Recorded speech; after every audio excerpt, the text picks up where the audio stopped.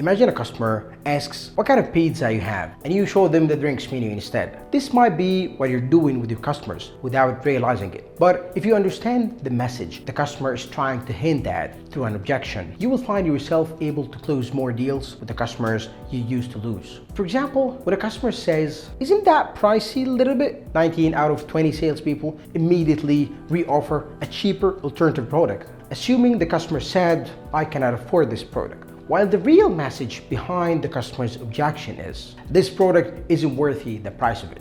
This is just one out of 72 common objections that customers frequently use, and you need to know them and understand the indirect message behind each one of those and how to deal with it. I'm Sadawy, and here on our channel, we share with you the latest business science and research that have earned us over 360 intellectual property patents. We hope to benefit everyone with it. If you're watching us for the first time, please subscribe and hit the bell button so you don't miss any of our new content. May I have your attention, please?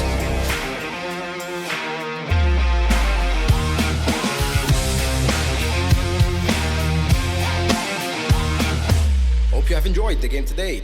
In this episode, we will be talking about the latest sales model developed for understanding and dealing with customers' objections, the Clienkey Objections Handling Model. The model we're talking about today was first introduced in the second edition of the Morning Magazine's business game at the beginning of 2023. For those who don't know, business games are developmental tools that serve as an effective alternative to solutions that many of us might not prefer, like traditional and repetitive training and consulting solutions. These business games are built on scientific contents that you will hear about it for the first time, developed by a research and development team. We present them in the form of interactive games that everyone is excited to participate in. Let's get back to today's topic. The research and development team at Fun and Value conducted a study of more than 3,000 customers to analyze customers' behaviors during the buying process. The study mainly focused on the customers who interacted with salespeople over the phone or in person. We were able to identify most of the objections raised by the customers, which many salespeople didn't know how to handle properly, resulting in lost deals. This led us to study the real reasons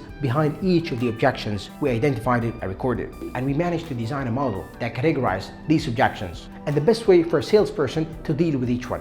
We systematically analyzed the most common customers' objections and classified them into four main categories. The first type is objection from customers who are generally not interested in the product, which we call discouragement objections. The second type is customers who may be interested but not trust dealing with you or not trust your product at all, called discomfort objections. The third type includes customers who are interested and trust you and your product but not satisfied with the product you offered them, and we call it dissatisfaction objections.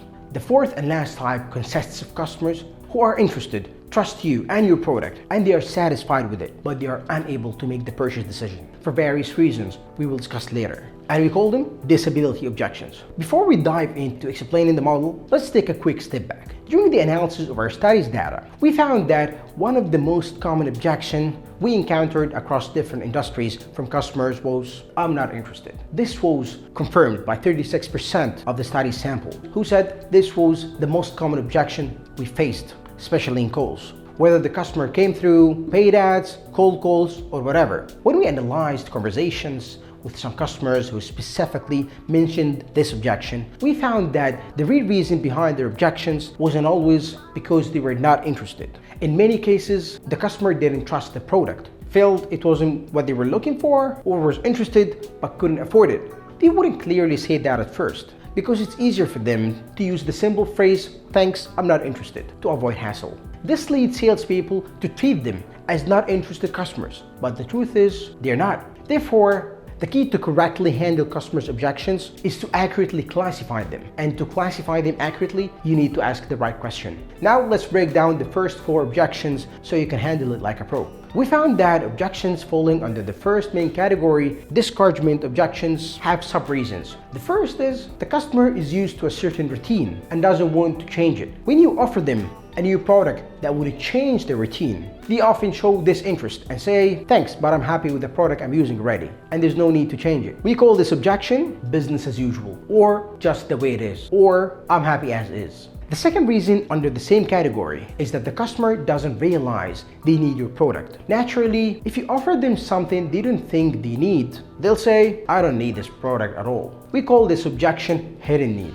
In a simple term, I don't see anything missing. From our analysis of business as usual objections, we found it usually fall into one of two scenarios. The first is where the customer believes that the product they are used to is the norm and everyone else buys, which ensures them that they are not different and avoids the risk of using products that most people around them don't use. The indirect message here to you is, I don't want something that others don't do. Therefore, one of the best ways to deal with this objection is a technique called story. This is where we share a similar situation you experienced before with another customer who had the same exact point of view and eventually changed their mind. However, to apply this technique correctly, focus on detailing the logic reasons that made this customer change their mind and how people around them also changed their ways.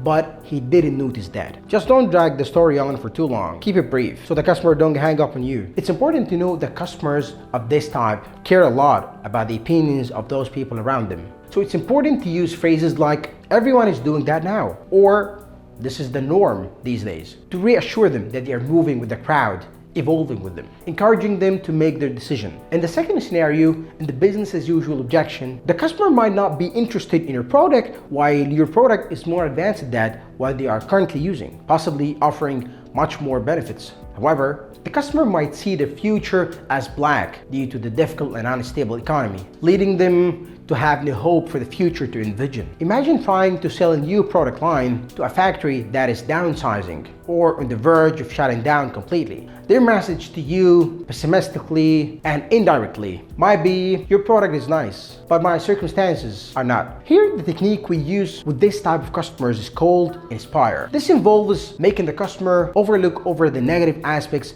they have seen in their current situation, and instead of focus on a glimmer of hope and the opportunity they could seize and success they could achieve if they look towards a slightly brighter future. The key to deal with this customer is to practically show them the bridge between the negative reality that they're living in and the aspirations they couldn't achieve lies in purchasing your product, which will help them and put them on the path to success. However, we've noticed that this type of customers tends to be more traditional or conventional somehow. So try to avoid using words like new, innovative, all these kinds of words, as they might scare them even more than they already are. Alright, now let's move on to the second underlying reasons for objections that fall under the hidden need category. One of the conclusions we reached from analyzing this type of objections is that we often encounter two patterns of customers. The first is the customer who doesn't even know they need your product, usually because they lack of experience or they don't have enough information. For example, if you are selling an ERP system to a wholesale distributor that doesn't have a warehouse management system and the customer is doing everything manually, thinking everything is running perfectly, their indirect message to you is, I don't see a reason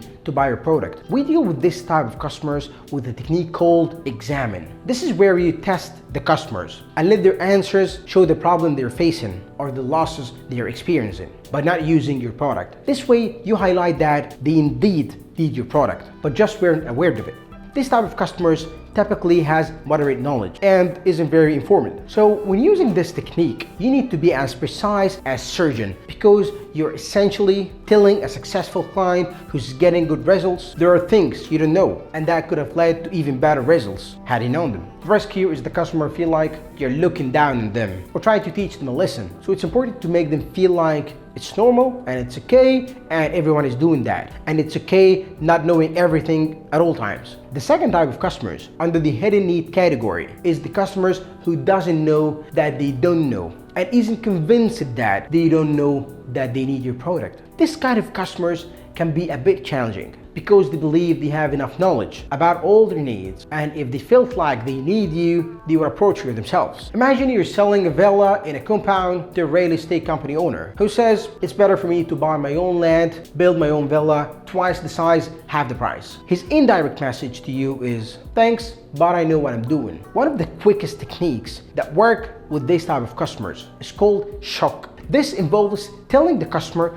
a surprising fact that makes them take a step back and realize that that there are some other people with knowledge on the planet too, and you have information they don't, and you acquire information they don't. The only way to use this technique effectively is to be very well prepared, because most of these customers are very smart, and if you don't have the information they don't have, you won't be able to sell them anything. And that wraps up our dive into the first category of customers' objections, discard-joint objections. We have unpacked, showing you how to gently guide them to see the value in what you're offering, whether you're stuck in their way or unaware of their own needs. But don't worry, we're not stopping here. In our next video, we will continue the other categories: discomfort objections, dissatisfaction objections, and disability as well. Thanks for joining me today, and I can't wait to share more with you in the next video. Stay tuned, keep learning, and let's turn these objections into successful days together. See ya.